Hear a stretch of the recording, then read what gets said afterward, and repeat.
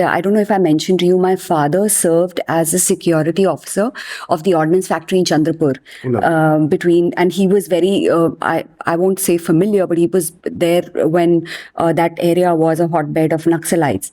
And you've received a special duty medal by the president and an internal security medal as well for dealing specifically with the Naxalites. So, do you believe it's the biggest problem after the cross-border sponsored terrorism? Do you believe it's the biggest problem? It's a major problem. And states like Chhattisgarh, Chhattisgarh, I must say, is doing very well. And I'll just very quickly explain to you what it is in layman. Please. Now, the Naxalites, we call them Maoists now. They will call Naxalites post 2004. It's the same. The nomenclature has changed. There are two things to their ideology. Number one, they do not believe in democracy. And number two, they do not believe in the Constitution of India. So what is their objective? They want to wage a war with the state, with arms, overthrow the state and capture power. That is the ideology. So this entire Robin Hood idea is wrong? No. Not at all. Now, they derive inspiration / ideology from Mao of China, who's written a book called On Guerrilla Warfare. And in that particular book, he exhorts his follower not to have a conventional war with the state, but to have what we call an asymmetric warfare. Okay. Typically, when the enemy is strong, retreat. Okay. When the enemy camps, harass. And when the enemy is weak, attack. So now what had happened is, the first engagement between the police forces of Maharashtra and the Naxalites took place in 1980. I think it was the 2nd of November in Sironcha Taluka of Gadchiroli. There's a place called Moyabin Pet, where Peddi Shankar and his band of Naxalites armed with weapons, they crossed over from Andhra and challenged the police. So there was an exchange of fire, and Peddi Shankar was neutralized in that particular exchange of fire. So that was the first one. Then the Maharashtra police, Gadchiroli police in particular, raised a commando force called C60, Crack 60 commandos. They performed very well.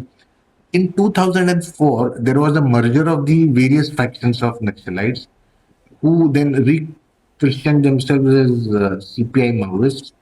And around 2007-8, there were some very serious ambushes by Naxalites in which we lost, several policemen were martyred. So that was when it was decided to sort of, revamp the structure of the department there. So a post was created called DIG Gadchiroli. So DIG Gadchiroli was to handle Gadchiroli and Gondia, which were hotbeds. And I was the first DIG of Gadchiroli. Okay. I served there for 3 years. And over a period of time, the police forces, the Gadchiroli police in particular, has been doing extremely well. And I mean, they need a pat on the back. The operations are happening in a textbook manner. And most important of all, the corridor, the easternmost corridor abutting Chhattisgarh, where there is a place called Abujmad. It's a huge forest-like place where the Naxalites retreat. So we have also been able to establish many posts along the border, and now the area domination engagements are happening in a very, very textbook manner. And very recently, in fact, in last year itself, we were able to neutralize 24 Maoists, some of whom were hardcore members, and senior cadres also. So Maharashtra police is doing very well. Chhattisgarh police too is doing very well. There are engagements in the forests of in the Abujmad area, as well as the southern portions. and there is a sense of confidence that very soon, a date cannot, of course, be. I mean, very soon the problem will be. I mean, not just brought under control, but eliminated altogether. Completely.